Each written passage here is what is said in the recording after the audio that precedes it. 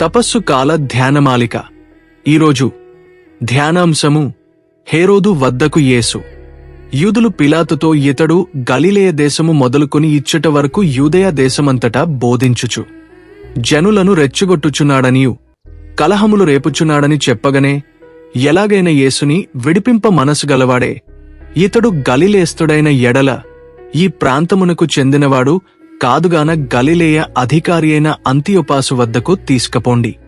ప్రియమైన సహోదర సహోదరిలారా, పిలాతు అలా చేయుట చాలా అన్యాయము కదా. యేసునందు దోషము లేదని గ్రహించియు అతనిని విడిచి వేయవలెను కాని ఆ విధముగా ఎందుకు చేశాడు? తాను తప్పుకొనుటకే యూదా మతాచార్యులు ఏమైనా అలజడి చేస్తారేమోయని తలంచి యేసును హెరోదు వద్దకు తీసుకుపోమ్మని చెప్పియుండెను.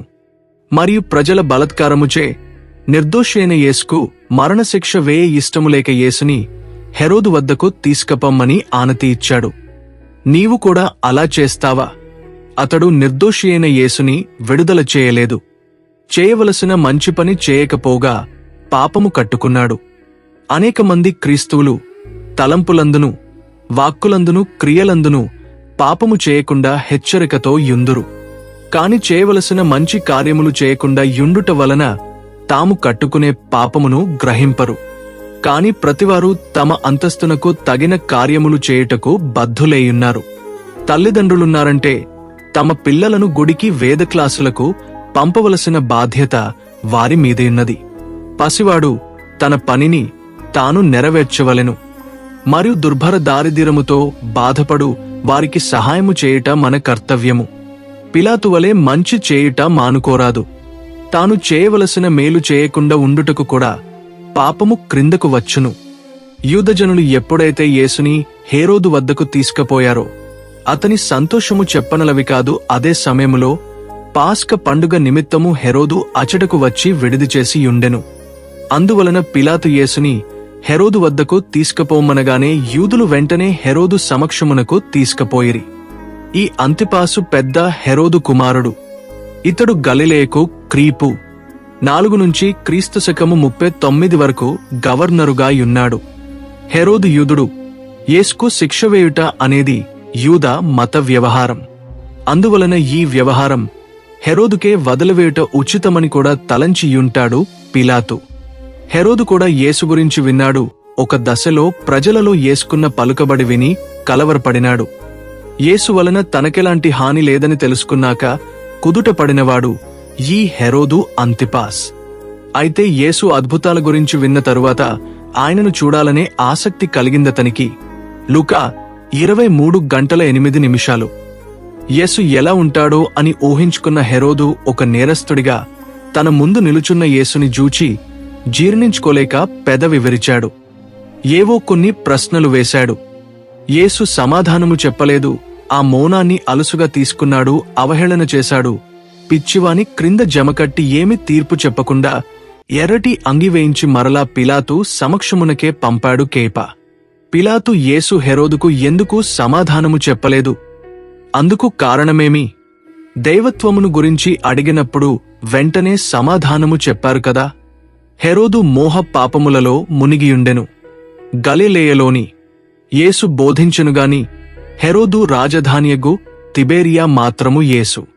మోహ పాపము యేసుకు మిగుల అసహ్యము. కామపాసములలో ప్రవేశింపలేదు. మోహ పాపములో జీవించు హెరోదుని చూచుట కిష్టపడలేదు. చిక్కుకున్న వారిని పలుకరించుటకు యేసు ఇచ్చగించరు. కాన నీవు కనుక మోహ పాపము చేసిన ఎడల వెంటనే మంచి పాప సంకీర్తనము చేసి పాప మన్నింపు పొందుము. ఎందుకనగా ఆ పాపములో నీవున్నంత కాలము క్రీస్తుకు అనుకూలుడుగా ఉండలేవు. మనము చనిపోయే వరకు మనలలో శోధనలు వచ్చుచునే యుండును. సైతాను మన బలహీనతను కనిపెట్టి వెంటనే అది మనలో ప్రవేశించి శోధనలకు గురిచేయును. కాన అట్టి శోధనలలో వడకుండా జాగ్రత్తగా మెలకువతో యుండుము.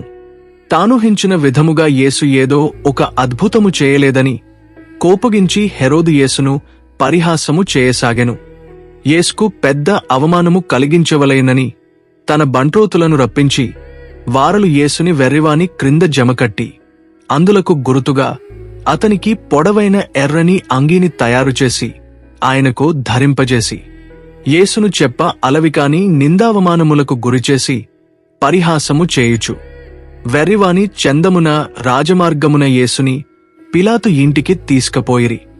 మంచివారు పెద్దవారి కంటే వెలుగులో యున్నప్పుడు ఒర్వలేక లేనిపోని సొడ్డులతో మంచివాటిని పరిహసింతురు, అదేవారు ప్రయోగించే వజ్రాయుధము. క్రీస్తువుడా విశ్వాసము లేనివారు నిన్సు కూడా పరిహసించెదరు. నీవు ఆచరించే వేద మర్యాదలు భక్తి సాధకములు వారలకు పర్యాచకముగా ఉండును.